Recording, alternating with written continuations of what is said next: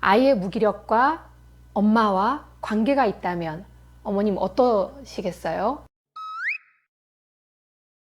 오늘은 이런 이야기 해볼까 해요. 엄마, 나 하고 싶은 일이 없어요. 무기력한 아이의 모습을 보는 것. 어머님들이 굉장히 힘들어 하시는 일이에요. 그럴 때 저한테 상담을 오신 어머님들이 한 두 가지를 이야기하시더라고요.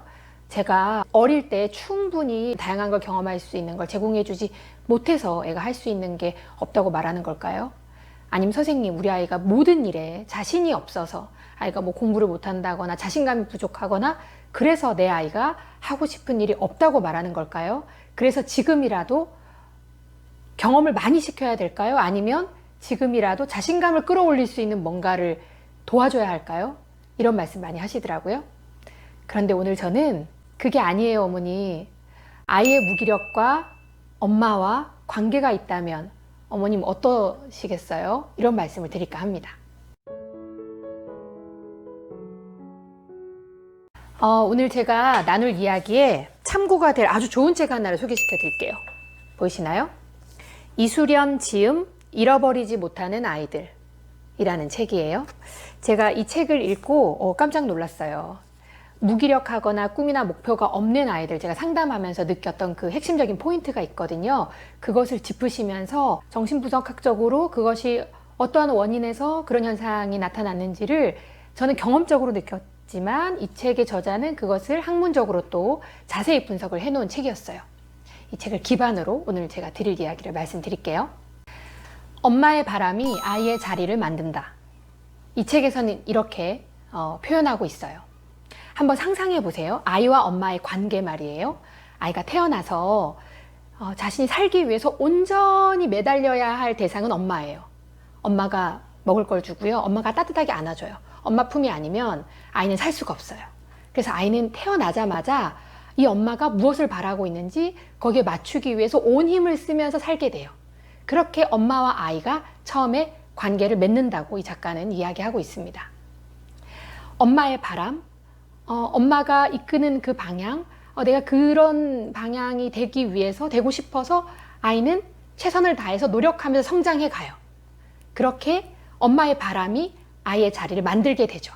그런데 부모님들의 오해가 여기서 발생하는 거예요. 아이한테 어떠한 나의 욕망, 나의 바람, 나의 기대치 이런 걸 표현하면 아이는 힘들 거야. 아이를 압박하는 게 될 거야. 그러니 아이가 원하는 대로 하고 싶은 대로 하는 게 가장 좋은 방법이야. 그래서 아이한테 가능한 네 하고 싶은 대로 해. 네가 원하는 대로 해. 이렇게 말하는 게 진로에서 더 도움이 되는 태도라고 생각하는 오해가 발생한다는 걸 짚어드리고 싶었어요. 구체적으로 설명드릴게요. 아이들은 내 존재의 의미를 엄마의 관계 속에서 찾는다고 말씀드렸잖아요. 아이들이 툭툭 던지는 그 질문을 통해서 그때의 엄마의 말을 한번 수정해 볼게요. 아이가 이렇게 물었어요. 엄마, 나 어떻게 태어났어? 그걸 듣는 순간 엄마들은 어때요? 이거 정자와 난자를 어떻게 설명해야 되나? 이거 마치 이걸 생물학적 질문처럼 받아들이고 그냥 이렇게 태어났어. 그냥 밥 먹자. 이렇게 하죠. 사실 그 질문은 아이들의 존재에 대한 질문일 수 있어요.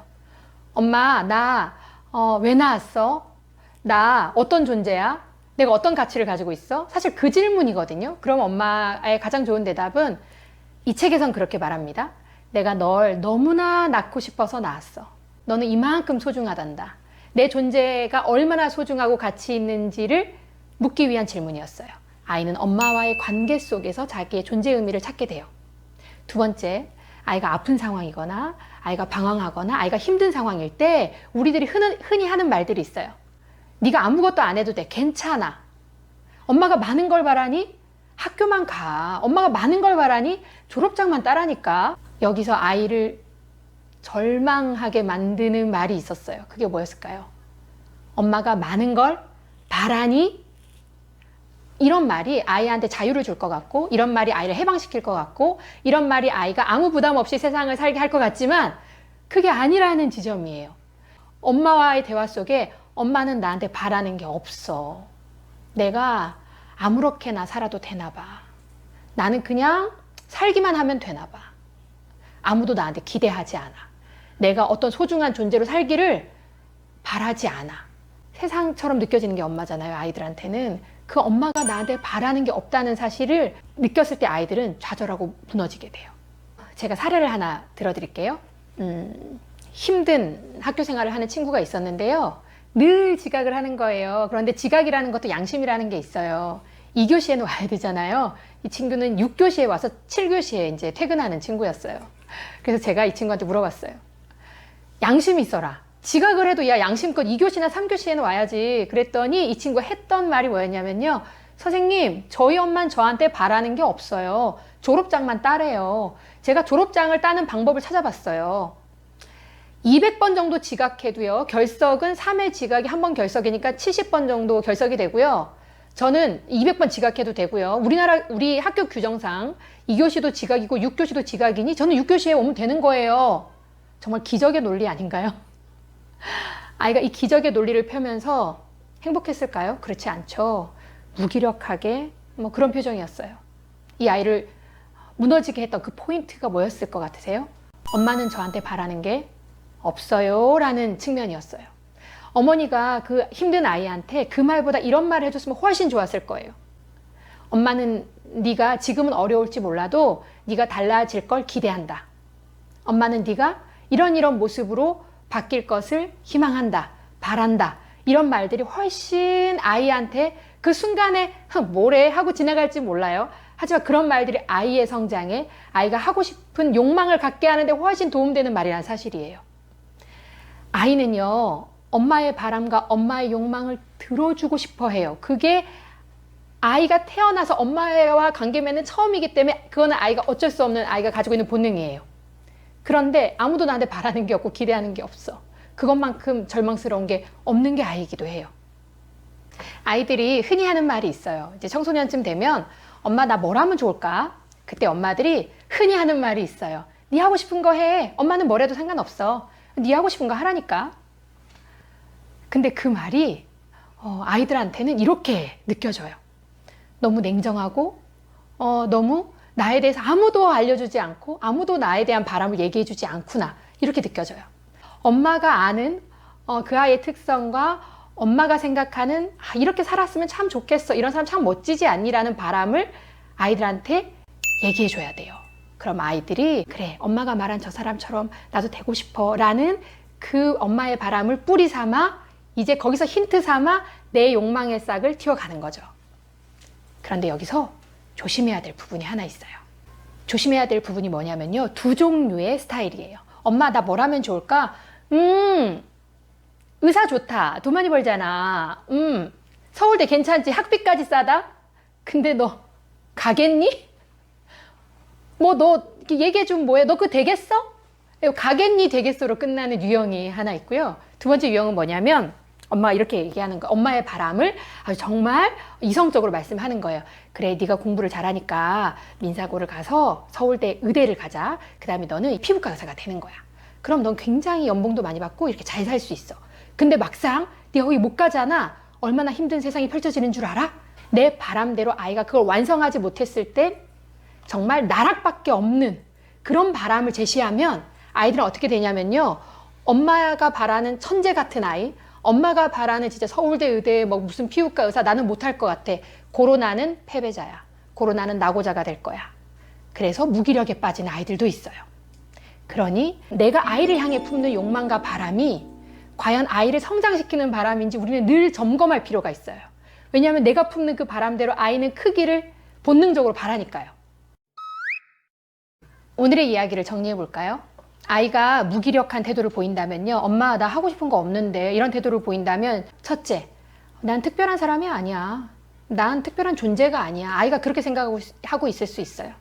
두 번째, 아무도 나에게 기대하지 않아.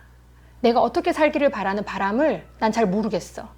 이럴 수도 있어요. 셋째, 엄마의 바람을 나는 도저히 들어줄 수 있는 능력이 없어. 나는 결국 낙오자나 실패자가 될 거야. 그러니 어떤 욕망을 품기가 난 너무 어려워. 이런 세 가지로 우리가 바라볼 수 있어요. 우리에게 가장 좋은 팁은 뭐가 될 수 있냐면요. 늘 들어오는 말이지만 네가 얼마나 소중한 존재인지, 얼마나 엄마한테 특별한 존재인지를 부모로서 존재할 때까지는 계속 얘기해 줘야 돼요. 나의 기대와 바람을 얘기해 주세요. 하지만 나의 기대와 바람이 아이를 낭떠러지로 밀고 가는 바람이면 안 돼요. 그걸 항상 점검하면서 아이를 향해 품고 있는 나의 사랑과 기대와 바람을 끊임없이 표현해 주는 거, 그것이 다양한 경험을 하게 만드는 거, 그리고 아이가 공부를 잘해서 뭐든 할 수 있다는 자신감이 갖는 것보다 더 중요한 무기력에서부터 건져내는 엄마의 말이에요. 가장 중요한 포인트는 이거죠. 아이가 엄마의 바람에만 매여서 살게 되면 아이는 진짜 자기의 욕망을 찾아 떠날 수가 없어요. 처음에는 엄마의 바람을 들어주고자 하는 아이로 성장하다가 서서히 자기의 욕망을 쫓아 떠나는 아이, 즉 엄마에게서부터 분리되어야 아이들이 진짜 하고 싶은 일에 매진하며 살 수가 있죠. 그런데 엄마에 매여서 못 떠나는 아이들이 있어요. 어떤 아이들이냐면요. 내가 엄마의 바람을 들어주지 않으면 우리 엄마는 행복하게 살 수 없을 거야. 그러니 내가 우리 엄마의 바람을 들어줘야 돼. 너가 네 욕망을 찾아 떠나라. 엄마는 행복할 수 있다. 이제 너는 네 바람을 찾아 떠나라. 엄마는 엄마 일로 행복해질 수 있다. 엄마는 이제 너 더 이상 엄마의 바람을 들어주지 않아도 돼. 엄마는 엄마로서 행복해질 수 있다. 그 모습을 보여주는 거예요. 그럼 아이는 그래 엄마 이제 나 떠난다. 내 하고 싶은 일을 찾아서. 그렇게 아이는 하고 싶은 일이 생기고 좀 더 열정적으로 자기 인생을 살아갈 수 있죠. 저도 저희 아이의 엄마로 지금 살고 있는 이때가 내 아이에게 건강한 성인의 모습으로 너가 크길 바래 라는 바람을 충분히 전달할 수 있는, 내 영향력이 정말 많이 전달할 수 있는 이때이고, 또 언젠간 내 아이가 자기 욕망을 찾아 떠날 때 엄마가 바라는 그런 사람이 돼야지가 아니라 엄마가 갖고 있는 저런 모습들을 나도 갖는 어른이 돼야지 라고 생각하고 자기 인생을 향해 걸어가면 참 좋겠다는 생각이 들어요. 그러니 내가 꿈과 목표가 있고 내가 당당하고 행복하게 사는 모습을 이제부터는 보여주면 아이가 엄마가 갖고 있는 저런 좋은 것들을 나도 가져야지 라고 하면서 어른이 되어가는 것 같아요.